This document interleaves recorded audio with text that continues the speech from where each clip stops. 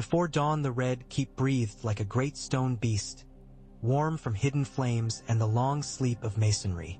Cersei stood at the window of her solar, where the shutters gaped like a wound, and looked upon a city that had learned to wake before the sun. Smoke from cook fires drifted in thin, blue bands over the roofs of Flea Bottom. The skiffs on the Blackwater, no more than smudges of darker gray on gray, moved without sound toward the far wharves, where gulls lined the timbers with watchful eyes. Bells did not ring. There was no holy day, only the constant hunger of the capital and the hands that fed it. On her table lay the vellum with its neat, severe script and its empty space for her name. The wax seal, stamped already with the 7-pointed star by some fatuous scribe, had cooled and dulled to a sinking moon. The parchment smelled faintly of sheep fat and dust and of Pycelle's breath, as if there were a man's sigh caught inside it waiting to escape when she made her mark. She could almost hear her father's voice telling her what that stroke of the quill would buy. Not peace, but vibrant chaos in which fools mistook movement for order. Strength did not confess itself to be lacking. Strength did not call upon a ragged host of zealots to do its bidding. She had almost signed 3 nights past. And the High Septon? He can preach himself hoarse in some alley, she said. We shall leave him to his alms and fleas. The thought of him, barefoot, preaching among potters and prostitutes, irritated her in an inexplicable way, like a strand of hair in her mouth. But irritation was preferable to power. See that the city watch knows it is to break no bones at prayers unless a stone is thrown. They are to be seen, and that is all. It shall be done. And my son, she said, and something softer came into her voice despite herself. He is not to hear this from rumor. Send for him at a decent hour. Not now. She looked again through the window. Dawn was beginning in earnest, the first honest gilding of the roofs, and the sound of the river grew as if it were speaking up. Let Tommen sleep. She lit a tapered candle from the brazier, lifted it, and let the wax run onto the sill, watching the pale drop build and harden. She smiled at its small obedience. When Qyburn withdrew, she did not hear his steps at all, and the quiet pleased her. In another part of the red keep a boy was already awake, because warmth woke him, and the dream of a soft-haired cat pressing its whiskers against his cheek had given way to real sunlight falling across his bed like a curtain. Tommen blinked up at it and at the carved canopy fluttering with pale moths. His cat slept enthroned on one of the pillows, a plume of tail twitching like a thought. The boy reached to scratch the small, perfect chin and then, as if remembering that he was not only a boy, sat up. He had been happy to marry. He did not even blush at the thought now. It seemed to him that he ought to blush, that men would blush for him, that his mother might blush red as a wound whenever he smiled at Marjorie. But happiness had a way of making shame irrelevant. Marjorie smelled like lemon and violets and something else he could not name that made his chest warm. When she laughed, the warmth grew. He would have given her anything she asked for, so when she asked for small things, bread for the children in the street of silk, an hour for a visit to cobblers and tanners, permission to receive the wives of men who had died on the Blackwater, he felt as if he had done something grand and was embarrassed to find it had cost him so little. "Your Grace," said Ser Boros from behind his door, voice thick with sleep and self-importance, "your mother's men ask if you will attend her." "Later," Tommen called, and was surprised at himself. "Tell them I will come later." Ser Boros coughed and shuffled away. Ser Pounce stretched, stepped delicately over the coverlet, and leapt to the floor with the softest thump. Tommen watched him go as if he had dropped a thought on the flagstones and it had sprouted paws and walked away. Later, he told himself and made himself say the word again carefully. Later. He let the feel of it sit in his mouth like a lozenge. It was not defiance. He did not feel defiant. It was only that Marjorie had asked him to walk with her to the September today, not for prayers, only to greet the old women who mended altar cloths, and told him how the morning light fell on the Queen's Gate. He had wanted to see it as she saw it. He wanted to see everything she saw, as if her eyes could change the city into something else. He ate quickly and let himself be dressed, and when he opened his chamber he was surprised to find the scent of rolled parchment in the air like cooked wheat. Randall Tarley's hard mouth could have shaped the smell. It was that kind of smell, unsmiling, practical. But it was only Pycelle who bobbed and wheezed and spoke of ledgers, of how the city borrowed its bread in summer and dreamed of paying in winter and then woke starving. Tommen nodded and tried to listen, tried to learn the paths of numbers and grain, but the numbers slid. When he escaped at last, it was almost a run, though he made it look like a walk because he had been taught to. Marjorie was already in the outer yard. She wore a dress the green of new leaves, with tiny gold leaves sewn down the sleeves, and she was talking to the yardmaster's daughter in a way that made the girl laugh and cover her mouth. When Marjorie saw Tommen, she lifted her hand but didn't move immediately, finishing whatever she was saying. The girl's eyes darted to Tommen, then down, then back up as if she were afraid to miss his face twice. He could not help smiling at them both. "The river gate is flooded with market carts," Marjorie said, offering her arm as if he were the one who should take it instead of the other way around. "We shall go by Ser Flement's Lane." "Ser Flement's Lane smells of fish," Tommen said, because he knew something ordinary that she might not. He hoped this would please her. "Then we shall be very holy," Marjorie said and laughed. "Fish and incense, and old women and young men. I think the gods like all of that." He did not know what the gods liked. He had heard sermons soaked in blood and ash. He had heard sermons wrapped in silks. He preferred the quieter ones, and there had been a man lately, a small man with dirt-blackened feet, whose voice did not try to shake the air before entering your ear. Tommen had heard him only once, by chance from a litter, and the man had said a thing Tommen could not forget, that a king is a shepherd only if he knows the feel of the flock's breath. He did not know if it were true, but he liked the picture of it, even though he had seen sheep only from a distance when traveling to King's Landing as a child. As they walked, the city made itself known in pieces.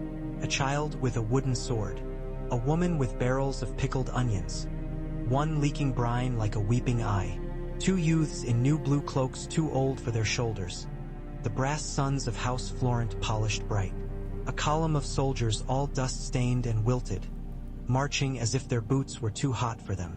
Tommen recognized the faces he had learned. Men of the city watch. Men sworn to Highgarden. The stooped old septon who wrote letters for the illiterate in front of the Tailors' Guildhall for a smile and a copper. The one-eyed cobbler from the Street of Sisters who made shoes shaped like swans for grand ladies and sensible boots for men who had no need of swans. No one knelt, or not many did, and Tommen felt both glad and injured by that. They called good mornings instead. From the mouth of an alley, a woman with hair like straw scythed in a brisk bow that was almost a curtsy.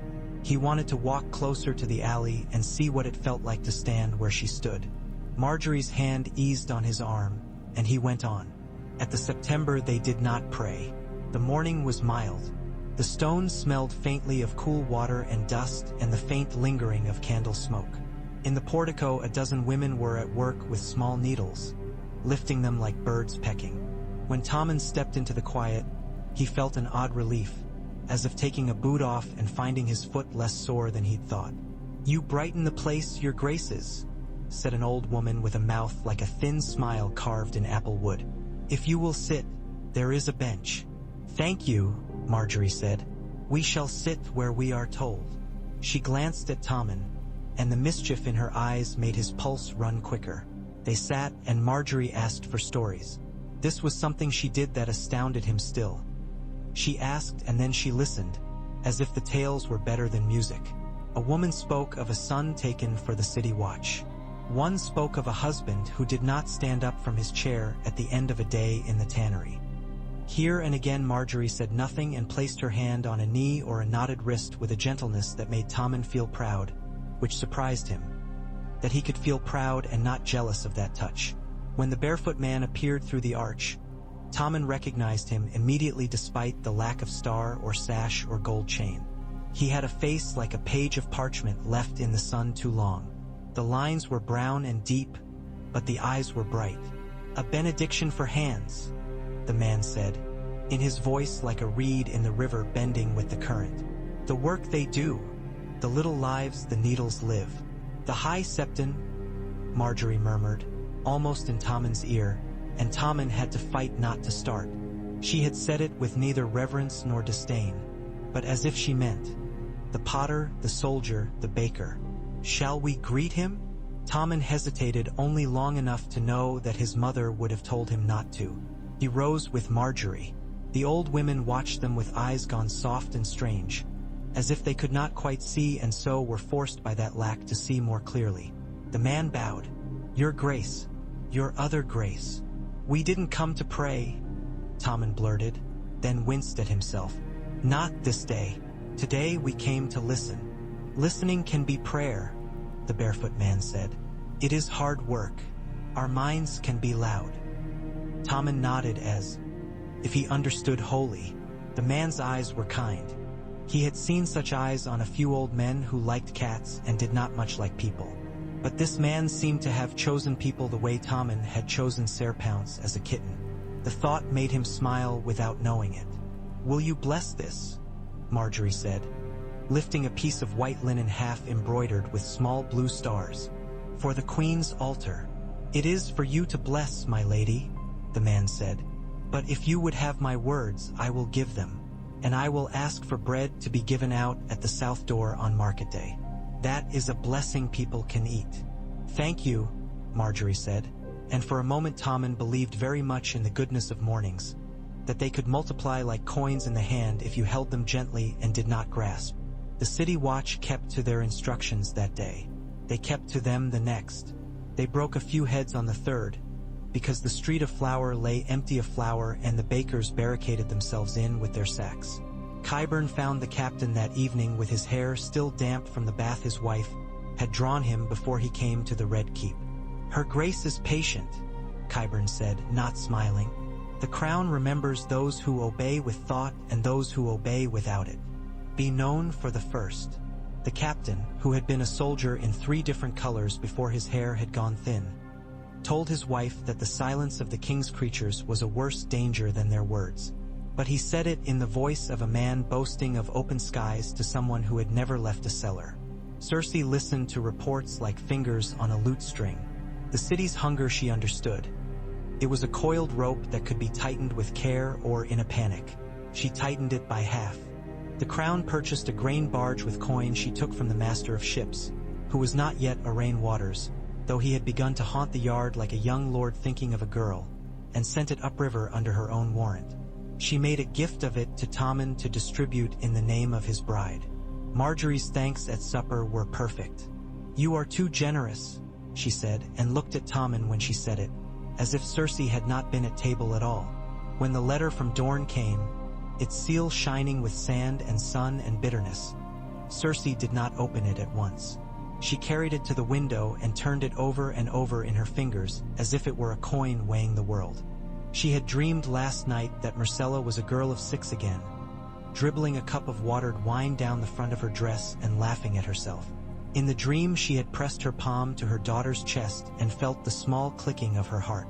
She broke the seal with her thumb and read the words, and the room tilted as if the Red Keep were a ship and the tide had its fist around it. Later, after she had torn the letter to threads and burned the threads and watched the ash turn her sick grief colorless, she drank wine.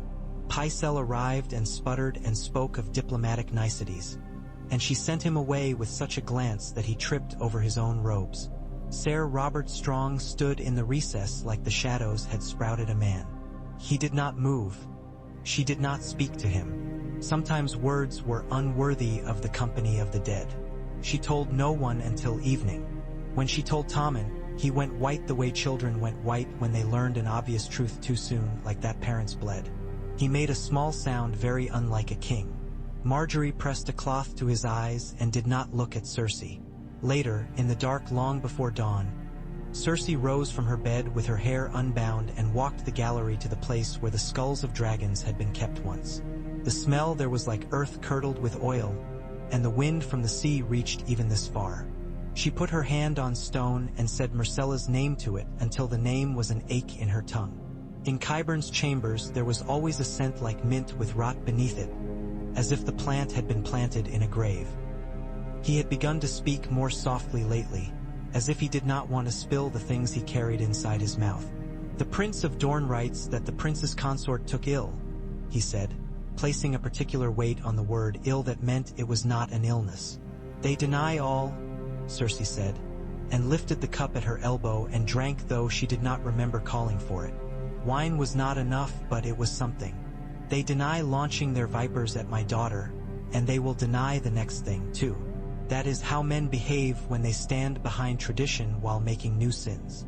"The prince is cautious," Qyburn said. "He sends condolences and asks for patience. But patience is not what the small folk will hear. They will hear that a Lannister girl was slain for old grievances, and that the crown did little." "The crown will do much," she said. Her voice was flat as steel laid against a whetstone. "See to the men at the docks. I want no sail for Sunspear leaving at night. And tell Ser Meryn to find that whore who sells Myrcella's hair at the Moon Door and have her tongue torn out."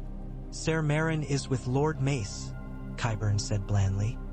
"He has gone to the Iron Bank with him. Your cousin's counsel is that it flatters the Tyrells to trust them where sums are concerned." "Kevin," she said, and the name tasted like something you bit down on by mistake. "Black-souled hypocrite. He speaks of order and obeys vanity when it carries a sword of roses." She pressed her fingers into the arm of her chair until the tips whitened. "We will not bellow for Dorne like a wounded cow. We will remember. It is better to have vengeance after dinner than before."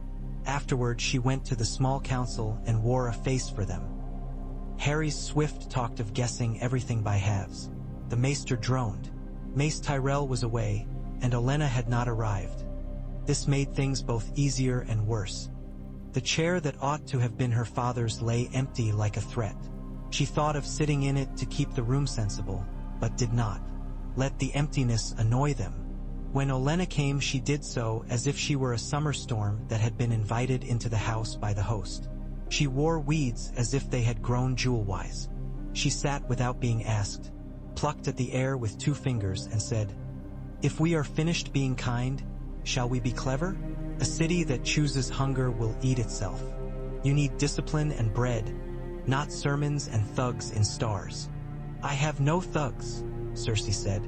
"I send them away when they come, like fleas." She imagined, as she said it, the parchment torn and the wax in fragments. Satisfaction flushed her cheeks and had to be smoothed away.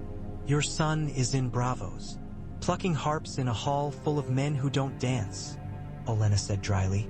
"Yes, he sends me notes about the size of their cups. He writes that the Iron Bank smiles at him as if he were a red plum that will be eaten later. My son is a fool, and that is why he is useful. Clever men are always in danger of themselves." Cersei said nothing and admired, for an instant, against her will, how easily Olenna threw sticks into the wheel of the room to hear it click. "Marjorie will feed the city," Olenna said, "because it loves her, and Marjorie will remind the city that a queen does not clamber into a pulpit. She will be seen in the markets with her basket and her little girls, and she will say nothing about gods at all." "Your granddaughter is well coached," Cersei said, and smiled. "Yes," Olenna said, "she is. It is a pleasure to instruct one who learns." She rose with the click of cane on tile. "And she will not sit still while wolves sniff. Whatever you are planning, make it neat. Sloppy crimes leave stains." That night Cersei slept badly. In the morning she had her maids change the hangings in her solar for the ones her father had preferred. A deep red too dark to show wine stains. She walked the galleries twice around Maegor's Holdfast and did not look at the skull room a 3rd time. She made a list in her head. Ser Osmond Kettleblack, idle and seeking coins to line his bed. Lord Harry Swift, slow and susceptible to flattery that sounded like pity. Pycelle, whose key-keeping hands shook when scolded. Qyburn, whose obeying was made of bones. Oraine Waters, whose eyes shone whenever the word fleet was said. Ser Boros Blunt, fat and loyal to whatever fed him. These were her clay. She would shape them. She went to Qyburn's rooms then, and stood within sight of the tall shapes covered in cloth and said, "We will not move against Marjorie Tyrell with prayers. Stories will do." She let the word rest. "Find me enough to carry." "Some stories carry their own weight," Qyburn said. "Others must be weighted." His little birds. The boys and boys grown too thin to be men whom he paid in sweets and whispers, had begun to gather shadow sound of Loras Tyrell. Loras' love of men was not news, but news could be made new again by repetition and candle smoke and placing it where men would listen. Olivar favors Tyrell colors, Qyburn murmured. If the right coin is shown, he can be coaxed into saying what he saw. Having seen a man take a man to bed is no crime, Cersei said, almost lazily, as if she were bored with vice. But if a man is meant to be one day the father of heirs and has no interest in seed, this is an unsatisfactory vine. The queen has asked publicly for Loras to be raised high, Qyburn said. If the city imagines a wedding for him with a desirable house and then is told the house must find a younger son, there will be talk. And if Lady Olenna seeks to smother it, Cersei said, she will have her hands too full to cook another dish in my kitchen. She smiled at the thought of Marjorie with flour on her cheek. She imagined places a man might be told to look and find what she had placed there. A ribbon that did not belong. A letter in a hand no one could quite place, sentimental and just a bit crude. Weight your stories carefully, she said. We will not use the watch in this. They will keep order. That is all. Understood, said Qyburn. And there is another thing. The work on our good Sir Robert proceeds. He is presentable. The word hung in the air like a fly that refused to be brushed away. She visited the knight. He was as tall as terror, his armor painted white and his surcoat plain. His helmet remained closed. In Cersei's mind, the helm was his face now, expressionless and indefatigable, as comforting as a locked door from the inside. She walked around him the way one might walk around a statue sculpted to look real from every angle. He did not move, but men were moved by him. She could feel their nerves thrumming when he passed. You are my justice, she murmured into metal. One day sooner if I wish, but not yet. The city shifted. There were longer lines for bread and longer shadows at noon. The river grew sluggish with weeds. A singer died face down in a puddle after boasting of a queen's indiscretion. The rumor he sang lived longer than he did. There was a feast for the new harvest of apples from the Stormlands, small and sour but bright as lanterns. Children ran with them like birds' eggs cupped in their hands. Marjorie made time to stand in the sour orchard and bite into one, grimacing and laughing. She made time to let it be seen. Cersei watched from a balcony above a small court and thought, you play the child so well, my dear, but you have teeth. Tommen went with Marjorie on 3 more mornings to the September.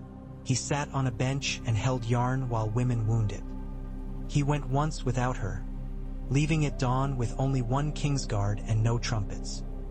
He found the barefoot man again, whose feet were not in fact bare that day because a girl had given him her father's old shoes, and he had decided to wear them until they broke. May I ask you a question? Tommen said when 2 men moved on and the man was alone beside a pillar. You may ask, said the man. How do I make things quiet? Tommen asked. It sounded childish when he said it. He wanted to take the words back and arrange them better. Not quiet like dead. Quiet like when a cat settles. You do not make them, the man said. You listen until they settle. That is costly work. I cannot sit here and listen all day, Tommen said, and heard the complaint in his voice like his own breath in winter. No, said the man. So you have men who come to you and tell you what they have heard. But do not think you have listened because you have heard. Listening requires you to change because of what you hear. Tommen felt, absurdly, that the man had seen his chambers and Ser Pounce curled on a pillow. My mother says listening is for servants, Tommen blurted. Your mother wears grief like iron, said the man. Iron makes different music than wood. He smiled ruefully. I speak in pictures. It is a vice. Tommen did not know how to answer that. He nodded like a man who understood and went away with the feeling that he had put something down and did not know whether he would find it again when he returned for it. The first attempt to unseat Marjorie's footing was small enough to seem like an accident.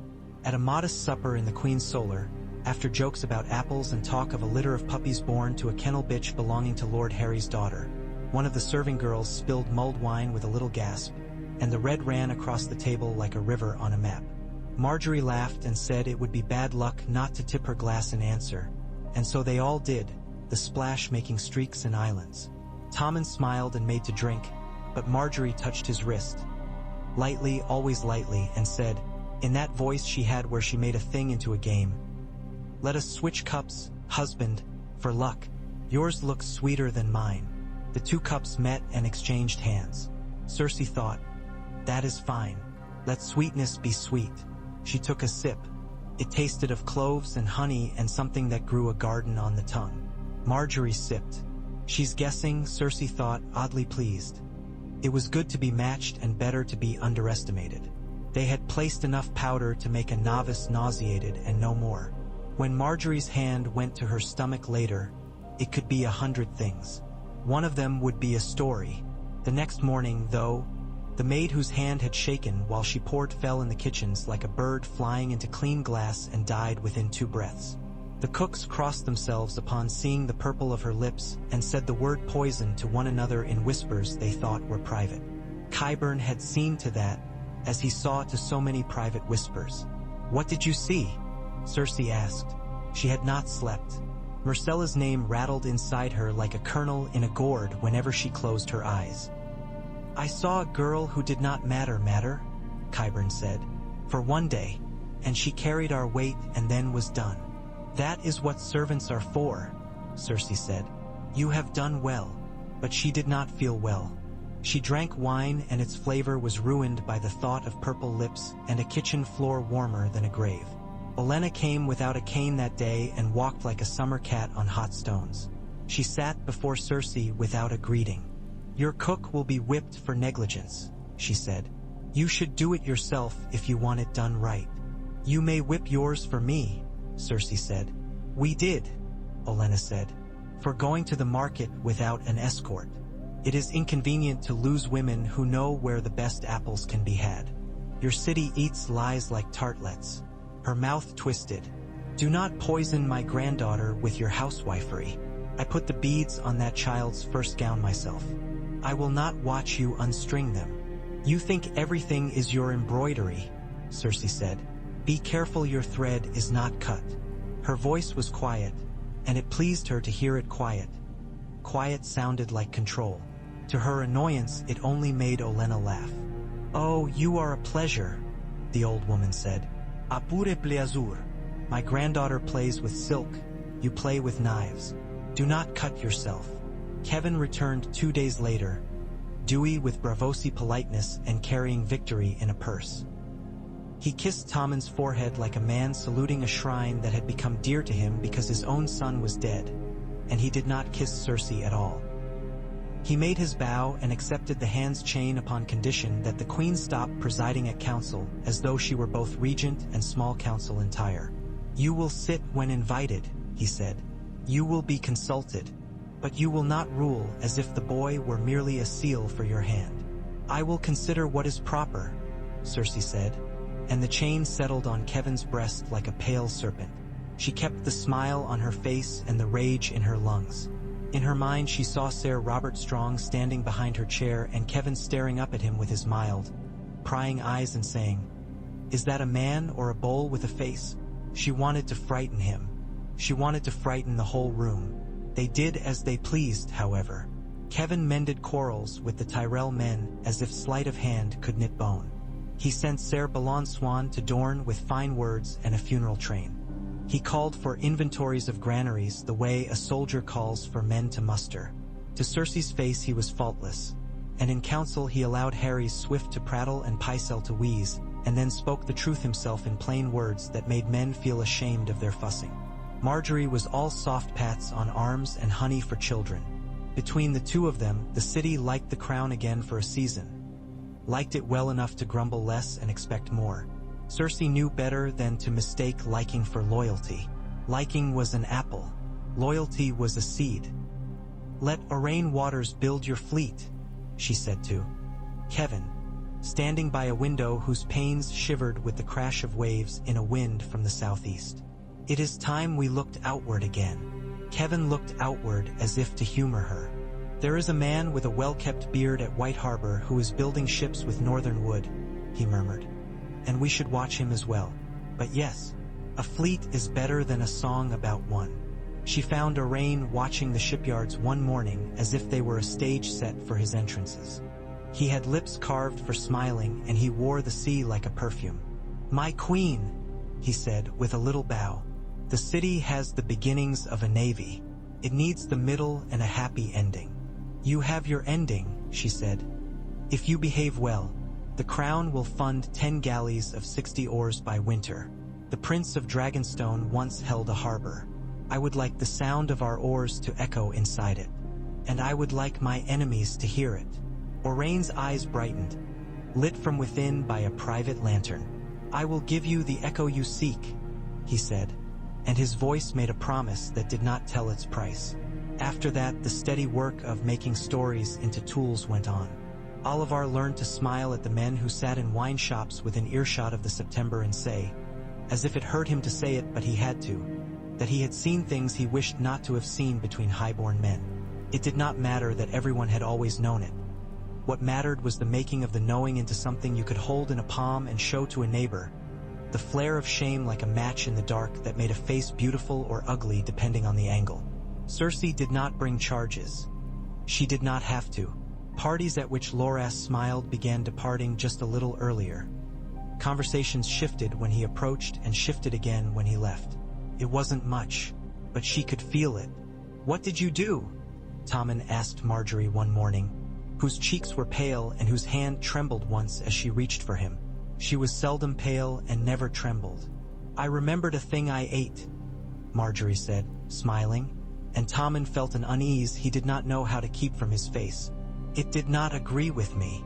She kissed his cheek. "We must trust cooks we can watch, my love. You have been very brave about Myrcella. We must be brave about small things as well. Teaches us." "I am not brave," Tommen said, felt like confessing a theft.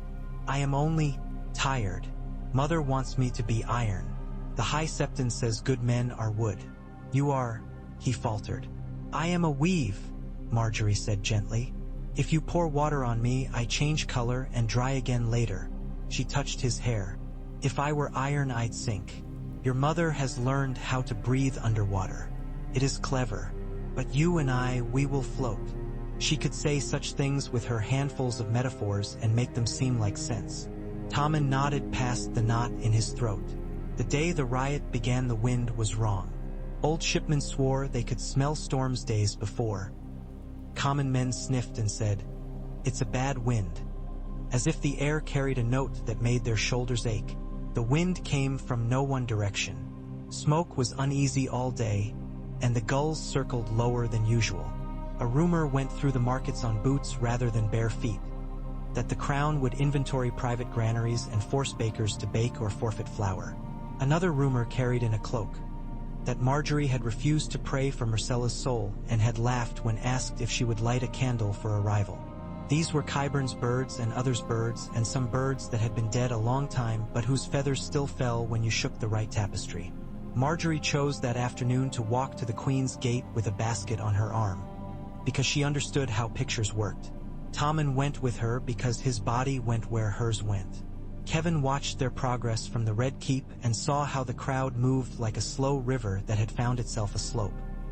He went to the armory and told the commander of the watch to keep ranks closed and swords sheathed unless hands went to the royal couple. "Use the flat," he said. "This is a press, not a battle." Cersei did not watch from the wall. She moved through the inner corridors like a woman arranging furniture, opening and closing doors with her thoughts.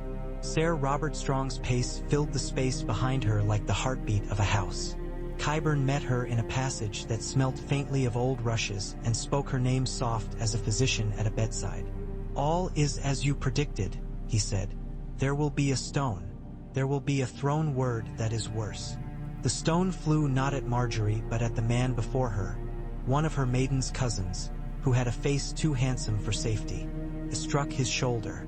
The thrown word went to Margaery, Whore Queen, and had no accuracy at all. The crowd wavered in its love like a dog harassed by flies. Tommen heard the hiss of the word as if it were a kettle beginning to boil. "Go back," Kevin told the commander. "Go back now." He had learned the price of the second stone. The second stone was a loaf of bread so stale it had become a weapon. It struck one of the watch in the helmet and sounded ridiculous, and the men laughed and someone shoved. The line broke not because they were cowards, but because they were men. Marjorie moved quickly but not rashly, stepping into the pocket of a doorway and drawing Tommen with her. "We will be still," she said, with the calm of someone holding a frightened bird. A man in a rough-spun cloak stepped up onto a broken cart and raised his hands. The High Septon had not taken to pulpits. He disliked being above men. But he had climbed in this moment because ground did not carry voice. "Listen," he said, and it was the same word he had used to Tommen and to old women threading needles. "Listen and do not shout." His voice came like a thread through the noise. Some men went silent for it because they recalled the sea. Alm it had given them once sitting in shade. Others shouted because calm angered them. A boy darted forward to pluck at Marjorie's sleeve like a cat at a twine. She smiled at him. The press made a new shape. The commander of the watch raised his hand. Pikes came down and then back up as if they were measuring the crowd's breath. In a high room, Cersei closed her eyes and imagined the press tipping. At the harbor, Orain Waters stood with 3 of his captains and a map and said, "Now," and sent 2 of the crown's newest galleys from their moorings. They cut through the other ships like bright knives, and the sudden motion of water startled a dozen fishermen's boats into chaos. Nothing overt, nothing to say, "This is insurrection." Only a stirring of the harbor, which turned heads. The fire that raced through the tar-smeared joints of one galley's stern was a candle flame at first and then a torch. Orain watched the plume of smoke lift, black and thick, and did not blink. In the press at the Queen's Gate, someone screamed. Screams multiply quickly. Kevin was moving before the sound changed. The High Septon disappeared. He went not into the sky but into men. Someone had knocked him from the cart. Someone had seized his arm. Someone had placed a hand on his shoulder to keep him safe and another that meant to push him away. The mix of hands made a machine that did not know how to decide and ground him. His head struck the cart's edge and then the street. He bled from the scalp and men thought he was dead and shouted because of it. When it was learned later he had not died that moment but had died 3 days after of a fever, it did not change the story. The story belonged to that scream. They carried him into an alley that smelt of fish and old piss and said prayer words that sounded like curses because they were spoken through teeth. Marjorie's hand did not leave Tommen's. And because it did not, the small pack of gold cloaks assigned only to the king did not leave him either. Ser Loras appeared the way knights appear in songs. Outside the law of how many men can fit in a place, by coming through others with his shoulder and a face that dared a man to push him. He put himself at Tommen's side with the look of a man cured of wondering what people said about him when he wasn't in the room. He was in the room now. Cost him. A stone struck him hard at the brow. The skin split and blood ran sudden and startling into his eye. He blinked and shook it off like a dog shaking off a wave and took 2 more steps. He put his hand in Tommen's back as if to balance him and felt his own feet go from under him as the crowd surged. Tommen's breath sawed. Marjorie said something that Tommen did not hear but did, and he ducked when she ducked and moved when she moved. They reached the lift of the gatehouse and its shadow held. Cersei moved. Ser Robert Strong, silent as a thing underwater, moved with her. In the corridor just beyond the throne room, where the floor was polished to a mirror of feet, she met Qyburn and read in his eyes that the harbor had done what it was meant to do, which was to whisper treachery into men's ears and drown a little boy later if the day went poorly. "The king will be taken to the harbor," she said, low and swift. "He will be safer on the water." Qyburn inclined his head. "The men are in place." Kevin came into the corridor like a weather change, cooler and inclined to rain. His face was set. "You will not bring him to the harbor," he said without ceremony. "The city is uneasy there." "The city is uneasy everywhere," Cersei snapped. "He will be safer under or than under brick." "Under your oars," Kevin said, and that word told her he had seen. "He is not leaving the Red Keep." "Who commands here?" she said. and the sudden quiet of her voice made a page drop a tray of cups at the far end of the hall, startled by a whisper that sounded like glass breaking. "Am I still regent, or shall I ask my son whether he prefers his cousin in that office? I think he will say he prefers the comfort of his mother, and we shall all pretend that his mother is the same thing as the realm." "Do not," Kevin said. He did not raise his voice. "Do not turn parent into office. It spoils both." He nodded at Sir Robert Strong with a look that, if it were food, would have been bread with a stone in it. "Do not bring that thing into this hall. The sight of him makes men feel that they are already dead." "He is the only one who will be alive when we are done," Cersei said. She gestured with her chin, and Sir Robert took 2 steps. He was simple to command. The door to the throne room swung open and light flared on gold lions. Cersei could hear bells now, late and timid, beginning. Men ran with the rhythm of their ringing. Tommen stumbled into the hall with his face white with dust and his breath loud. Marjorie was still with him. She had not let him go. Loras came with blood down one cheek, handsome still, more handsome, perhaps, for the ruin of it, from the strange arithmetic of battle. The King's Guard made a wall and then broke it to let their king through. Kevin stepped to meet them. Cersei stood where she was and raised her hand. For a moment Tommen looked at her hand as if it were N or she was extending to him on a lake. He did not know how to swim. Then he took it. He was a child still. She felt the bones of his fingers like little birds' legs in her palm. "We go to the harbor," she said. "No," Marjorie said, as softly as if she were saying, "You have flour on your cheek." Tommen's hand twitched. Cersei felt it and tightened her grip. Sir Robert Strong took another step and Marjorie's eyes tracked him, and then returned to Cersei's face as if to prove something to herself about priorities. "The people are at the harbor," she said. "They will pull him into the water because they will not believe the boat is for his safety. They will believe it is for yours. They believe what they are told," Cersei said. "And they will be told." "Mother," Tommen said. It was not defiance. It was the sound a string makes when it is plucked by someone learning to play. She looked at him and saw something in his face she had not seen before. It was not a man's face. It was a moment. She wanted to obliterate it and bottle it at once. "We go to the harbor," she repeated and turned, bearing his hand with her like a standard. Loras moved into her path. He did it so naturally it seemed the floor had shifted him. He was unsteady. He had one hand on his sword and one pressed to his brow. He lowered the hand that held his sword so that the weapon was not a threat and therefore more of one. "Your Grace," he said, and the blood at his temple made the words look braver than they sounded. "He will not go." Cersei blinked. She almost laughed. "Do you mean to draw steel in front of your king?" she asked. "My Lord of Tyrell?" "No," said Loras.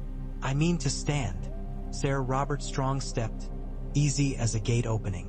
His sword came free like a sigh. It was a great sword, and the air felt altered when it came into the light.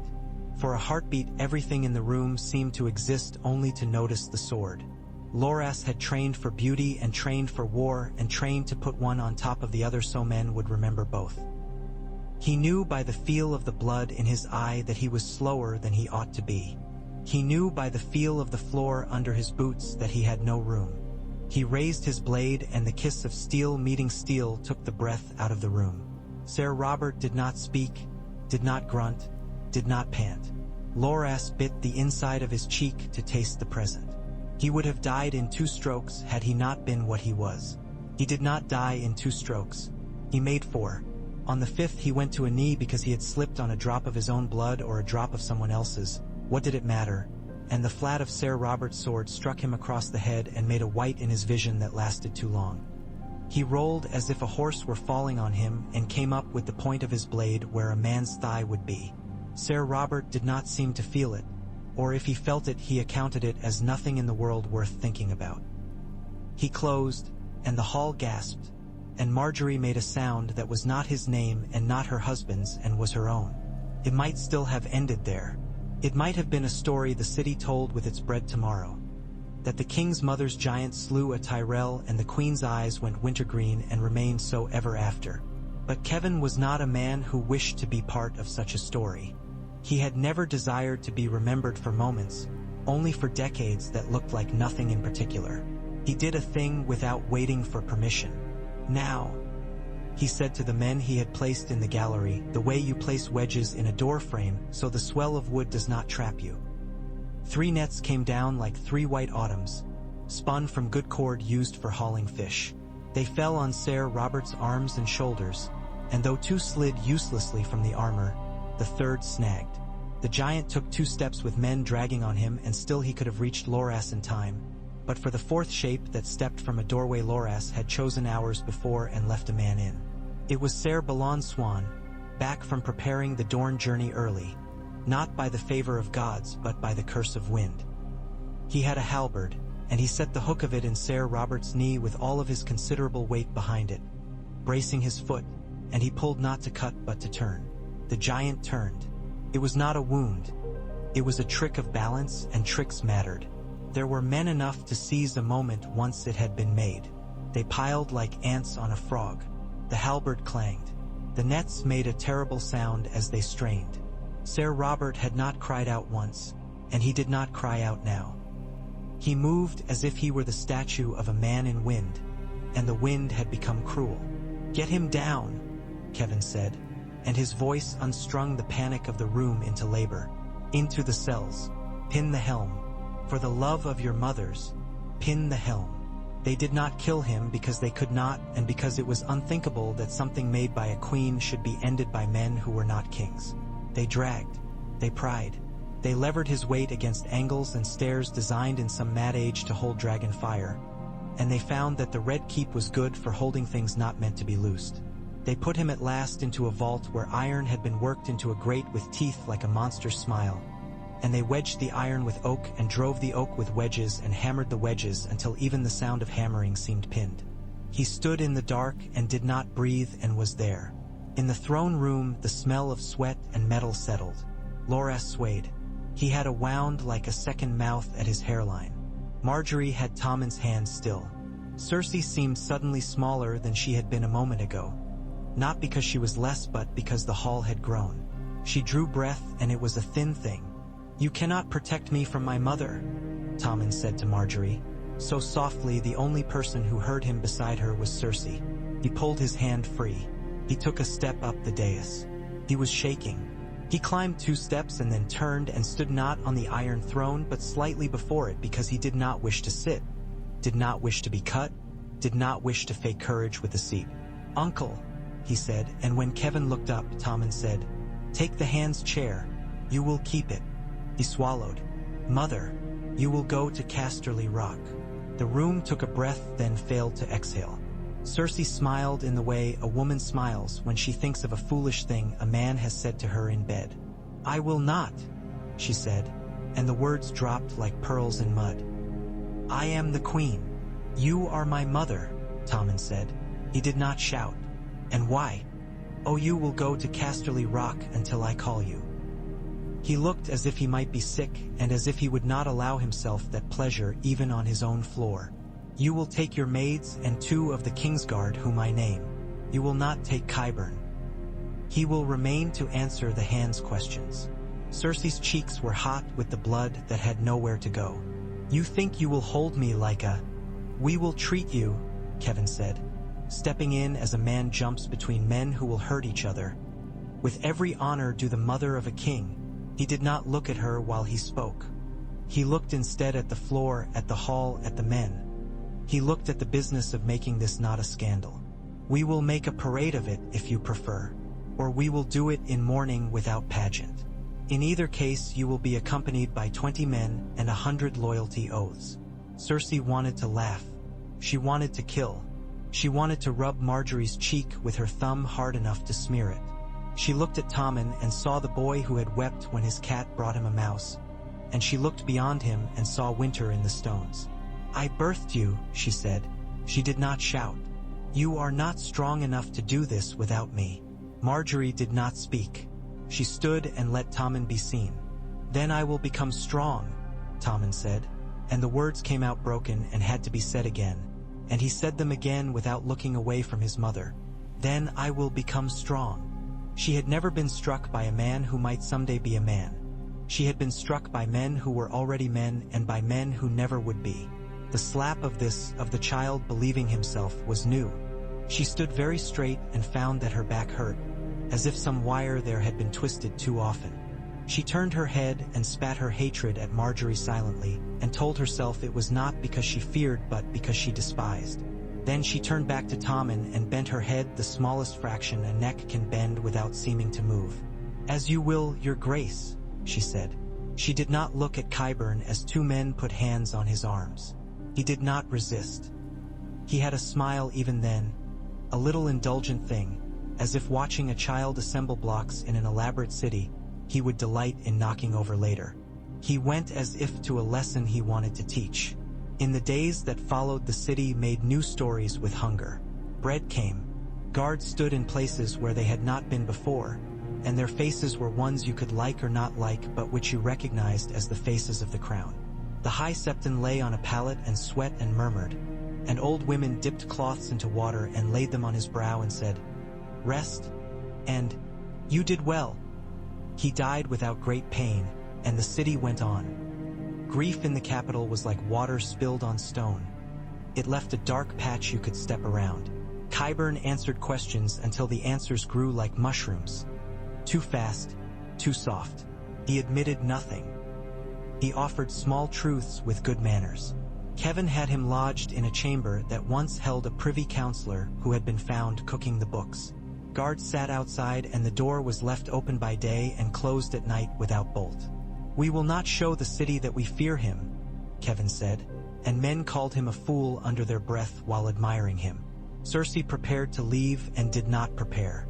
She sent 2 of her maids home to their fathers in Lannisport with purses that would make them think well of her all their lives. She burned 3 letters. She burned 1 dill bag of dried bones men told fortunes with. She walked past the door where the skulls had hung and did not go in, because now the room felt to her like a memory that had become sentimental, and she did not forgive herself sentimentality. She did not say goodbye to Marjorie. She said goodbye to Tommen and kissed his cheek and did not let her lips tremble. "Learn," she said. "Listen to nobody." It was as close to a blessing as she could bear. He smelled of sweat and new leather. He tried to say something large and did not find it. "I will listen to something," he said at last. "To you, if you will let me." She put her hand to his face, half a cup and half a slap. "I will visit in spring. Before spring, if you wish." "In spring," she said. "You will have learned one thing by then." He nodded to please her, and she hated him for it, and loved him, and then she was taken away like a storm that had spent itself on roofs and left gutters full of leaves. The cavalcade that wound through the city on the morning she went was both quiet and very loud. Quiet in voices, loud in boots. Men in Lannister crimson and men in gold cloaks and men in Tyrell green, because appearances could be made into peace for 15 heartbeats at a time if a clever man laid them like stones. The red keep receded behind her like a cliff against which she had learned to break waves. At the fish market, women in aprons watched with their hands on their hips. One hid her smile and the other did not. At Cobbler's Square a man spat not upon her but upon the ground in front of his boots, and she remembered him by the shape of his ears and thought, "If I pass this way again, you will lick that spit of yours from the stones." She held her head so still the air felt like a crown. In the harbor the royal fleet looked smaller than it had in her mind. 2 galleys had blackened scars. Smoke still ghosted from one in faint threads. Oraine Waters was not seen. He had gone out at dawn with 3 ships, officially to tour the harbor mouth, unofficially and exactly to steal them. By the time Kevin sent men to close the boom chain, he might as well have tried to pull in, by hand, a fish that had decided to become a shark. Letters would come later. Polite letters written from Driftmark with apologies in them like knives wrapped in silk. For now it was only an absence, and men learned quickly to fill absences with words easier to swallow than truth. On the long road west the country changed. The air lost its brine and gained its loam. The rivers were brown with life rather than green with weed. Cersei rode with 1 Kingsguard at her left and 1 at her right. They were good men, careful men, not fools whose names were curses. She rode with them as if they were furniture and did not think of them most minutes. She thought of other things, of the rock rising, and of the feel of the halls there where the stone was warm from the sun and the smell of the sea came gentled from across the bay. She did not think of her father's hand on her shoulder. She did not think of Jamie. When she slept, she dreamed of a house with many rooms and of closing doors and of a sound like something breathing behind a door you had seen bolted. Back in the capital, Marjorie stitched while old women watched and Tommen sat through 3 meetings a day, and Kevin spoke to him with the calm of a man measuring cloth before cutting. "You are not iron," Kevin said once, employing a metaphor he had never used before but found suited to this boy. "You are not wood. You are leather. Good leather is made by soaking, stretching, hammering, oiling. Takes time. Can be cut, but it does not break if made well. Do not try to be what you are not. It insults what you are." Tommen considered this carefully, and because he was wary of being flattered, he did not smile. He said, "I will try to be leather," which made Kevin cough to hide his own smile later in his chamber. Loras healed slowly and impatiently. It pleased the court, in a small cruel way, to see impatience punished. He went too quickly to foot and felt lightheaded and sat, swore, apologized to his sister for the swearing, and swore again because the apology had sounded childish. Marjorie stroked his hair the way one soothes a clever hound after a hunt. "You did well," she said. "You stood where you should stand." "I fell," he said, and the word had the tenderness of a man who cannot help pitying himself a little. He was not a man. He was a task. "We will never speak of him at table," Marjorie said, then kissed his brow as if she could seal a pact with her mouth. "He is in a cell. I will not have him in our words." She did not say, "It is better for us that he was not her weapon in the street." She did not say, "There but for a cart and a fishnet go we." She was very good at leaving some words unsaid for so long a time that when she finally spoke them they sounded as if they were new. Winter shifted closer. Riders came with messages about white in the high passes and men with spears in places where plowshares ought to live. Letters came from the north with their particular dryness, even when men tried to be polite. The Vale remained a place where nothing moved very quickly, because a spider was careful where she tugged her threads. The Riverlands mended because men who wanted to live prefer mending to memory when they can. From Dorne came a report of a ship caught in a sudden squall. Men lost overboard. A chest of oranges, still somehow fresh, washed ashore on one of the stepstones and eaten by islanders who had never tasted such sweetness. From across the narrow sea came news of dragons and a girl half-rumor. Such letters slid off tables and were left a while like spills because there were always spills. The Iron Bank wrote sweetly but wrote, and sent a clerk with ink-stained fingers who could name the birthdays of 3 generations of Lannisters and stood very straight when he did it. In the darkness beneath the Red Keep, in a cell that had been stoned for 1,000 years and would be stoned for 1,000 more if men's curses could preserve anything, something stood without breath. In the night, when the damp fell like an extra skin on everything, men on watch sometimes imagined they heard a shiver of iron. They drew lots to go down with their lamps and put the lamps to the slits and looked. And there he was, that thing, unmoving, and the dark around him felt like silence that wanted to climb up their arms. There were jokes made in the day, and they were important, like bread. Qyburn was sent to a smaller house near the Street of Alchemists and permitted to receive visitors under guard. He received few visitors. He seemed content with his books and with the tiny rustle of his little birds in the lane, whose feet were not quick enough to keep birds from finding them again. One evening he asked his guard, "Do you know why people fear winter?" "They are cold," the guard said. He was a practical man, not fond of puzzles. "It is because in winter we hear our thoughts more clearly," Qyburn said, "and it is not always pleasant to hear ourselves think." "Shut your mouth," the guard said, because it was what his wife would have told him to tell a man like that, and because the evening was long and he did not wish to have to picture his thoughts. In the rock, Cersei walked halls where the light fell not like daggers but like ladders and climbed nothing. She let 3 women dress her and undress her and dismissed them in tones that would have sounded cruel in anyone who had not been a queen. She went to the vault where the house hoard was kept and sat there a while, breathing coin and mold, because she liked the feeling of weight. She received Lord Brax and Lord Marbrand and Lord Kenning and all the other men who had been her father's hands when he was too busy to have two. She let them call her Your Grace until the words rang wrong in her ear, and then, deliberately, she had them call her Lady. It felt a relinquishment and it felt a victory, and she could not decide which feeling to keep. Jaime did not come. She did not ask for him. She sent no letter. She did not realize until one night, when the wind howled like a dog in a courtyard and the shutters rattled like men's teeth in a fever, that she had been waiting to decide not to ask. The realization soothed her oddly. She slept well that night. Nd dreamed of snow at the edges of maps. In King's Landing, Tommen made decisions that ruined nobody and therefore ruined something else more complicated. He put 3 boys to work in the royal kitchens who had stolen food because Margaery had smiled at them when they were brought to the yard and said they had quick hands that could learn quick work. The men who had had their food stolen were annoyed but not much, and the kitchen was better for quick hands.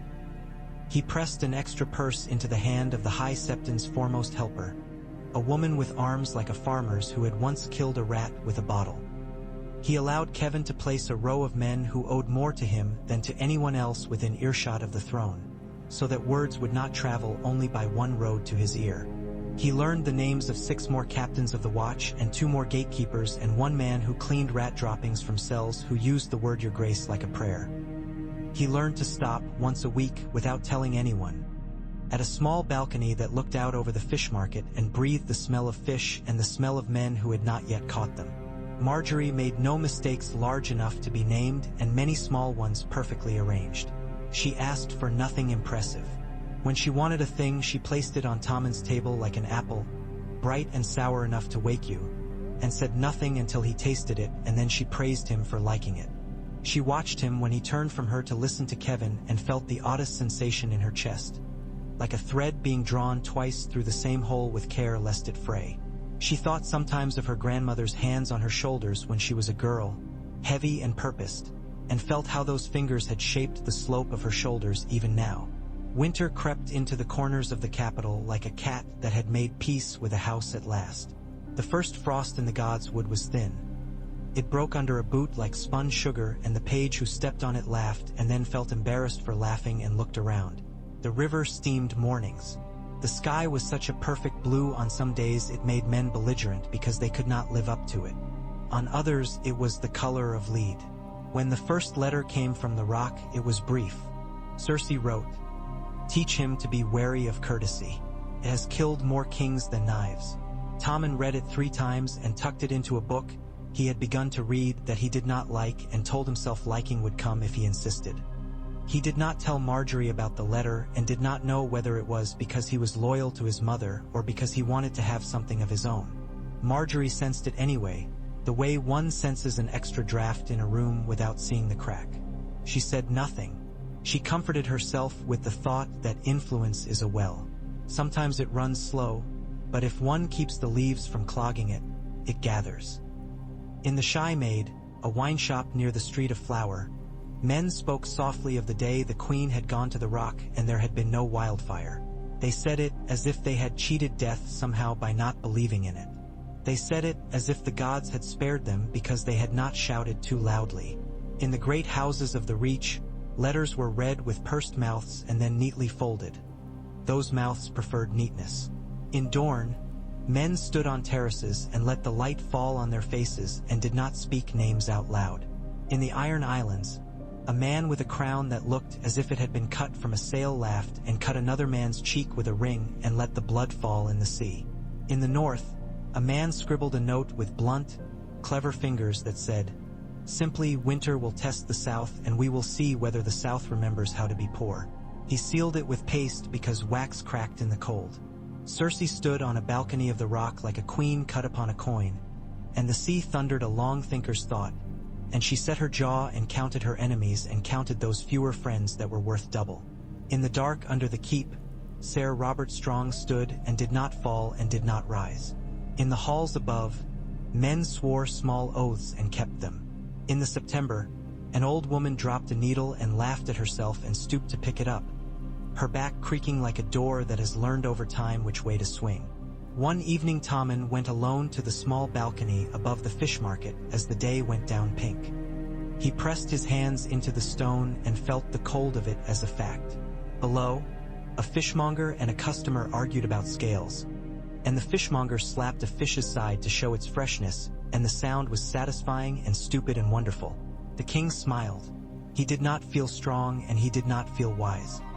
He felt like a boy who had been handed a cup and told, "Pour slowly." It was enough for a breath. It was enough for two. When he turned to go, he found Kevin there, and the older man looked out over the same market and said, "Men call me weak because I like an honest day that looks like nothing. It is not a failure to prefer peace. It is only a fact. We arrive at peace by accident often, and then we must pretend we meant it so that men can bear to be grateful for it." He turned and blinked at Tommen.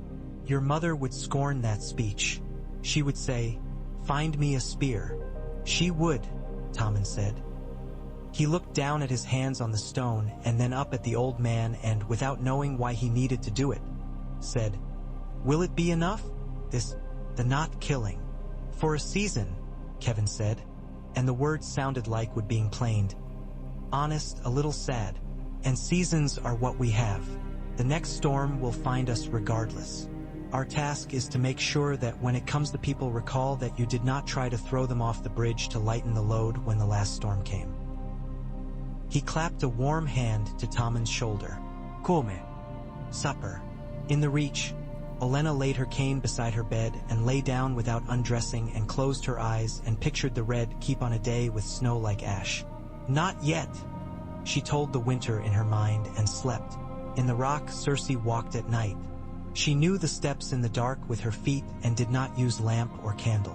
She had learned long ago how to be her own light source. She did not speak to ghosts because she had created a world in which ghosts were the only things that might be honest with her, and she distrusted honesty. She stopped at a window without a window and breathed the air that came through it, tasting brine, and smiled without joy. "You think you have sent me away," she told the air, which would carry her words nowhere. "You have given me stone. Stone holds longer than fire." She turned and went into her house.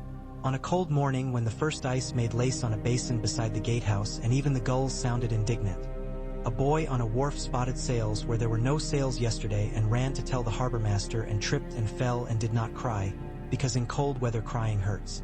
He stood and peeled ice from his palm and laughed at the sting. Men with long memories and short patience took up horns. The horns sounded like something old waking. The city looked up. On the river the light went to knives.